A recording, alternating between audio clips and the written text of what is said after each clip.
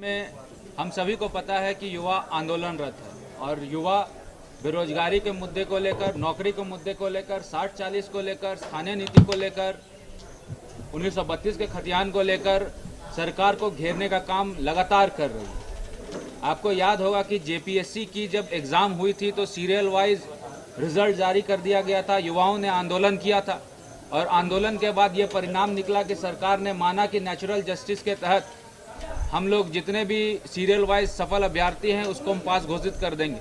फिर सरकार ने अपने स्टेटमेंट को वापस लिया। उसके बाद भाषा को लेकर विवाद हुआ, अंगिका, भोजपुरी, उर्दू, मगही को लेकर विवाद हुआ, जिसमें युवाओं ने बढ़ चढ़कर हिस्सा लिया और सरकार को घेरने का काम किया। जेएसएससी के मुद्दे को लेकर सरकार को घेरने का काम युवाओं ने किया। पंचायत सचिवालय की जब परीक्षा हुई थी उस समय भी युवाओं को लाठीचार्ज हुआ, सहायक पुलिसकर्मी के आंदोलन में भी लाठीचार्ज हुआ। और ये सब चीज़ों का मैं उल्लेख आपके पास इसलिए कर रहा हूं कि इन सारी गतिविधियों को कुचलने के लिए सरकार ने नया कानून लाने का प्रस्ताव बनाया है, जिसका नाम है झारखंड प्रतियोगिता परीक्षा नियमावली। ये इसकी कॉपी आज मुझे विधानसभा के द्वारा मिली है। जब मैंने इस बिल की कॉपी को पढ़ा तो इसमें कई आश्चर्यजनक तथ्य सामने आए।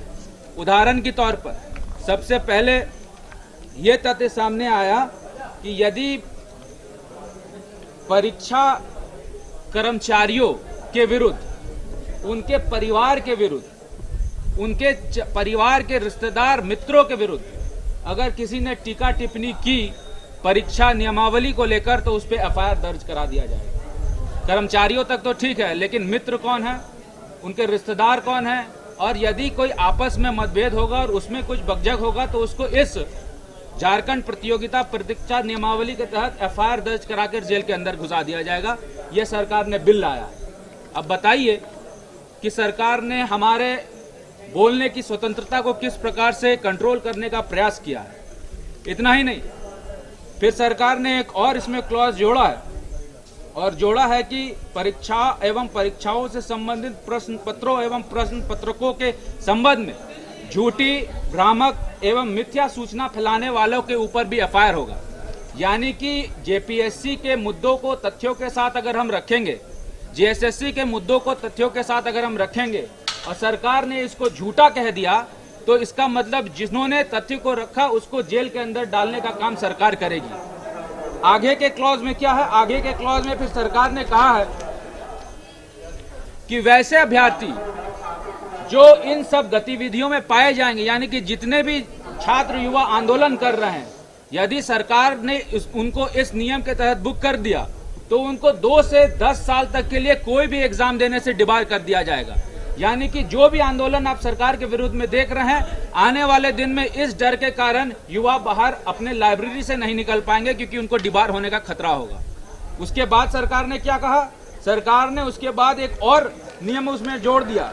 और जोड़ा क्या नियम? की एफआईआर होने के बाद बिना कोई इन्वेस्टिगेशन के उसकी गिरफ्तारी कर ली जाएगी। यानी कि ये जो बिल आएगा वो पोक्सो हो या फिर वो मॉब लिंचिंग हो, मर्डर हो, अटेम्प्ट टू मर्डर, उससे भी ज्यादा ताकतवर बिल रहेगा, जिसमें बिना कोई अनुसंधान किए सरकार के पास ये ताकत होगी कि एफआईआर के दर्ज पे ही उसकी गिरफ्तारी कर ली जाए। अब बताइए कि ऐसा तुगलकी फरमान और चमड़े की सिक्के चलाने वाली सरकार के विरुद्ध में जनता क्या करेगी? फिर उसके बाद सरकार ने यह कहा कि गिरफ्तारी के पूर्व कोई भी अधिकारी का अनुमोदन की आवश्यकता नहीं होगी। यानी कि एक छोटा सा पदाधिकारी अगर थाने में उनको लगेगा कि ऐसा कोई गतिविधि है, ना वो एसपी से पूछेगा, ना एसएसपी से पूछेगा, ना डीआईजी से पूछेगा, ना आईजी से पूछेगा। ये जो बिल आया है, ये बिल जो लोकतंत्र में हम लोगों को सबको ये इजाजत है अपनी बात को रखने का, और युवाओं ने जिस प्रकार से सरकार को घेरा है उनकी आवाज को रोकने का, बंद करने का, कुचलने का प्रयास झारखंड प्रतियोगिता परीक्षा के माध्यम से सरकार ला रही है, जिसका हम लोग पुरजोर विरोध करेंगे।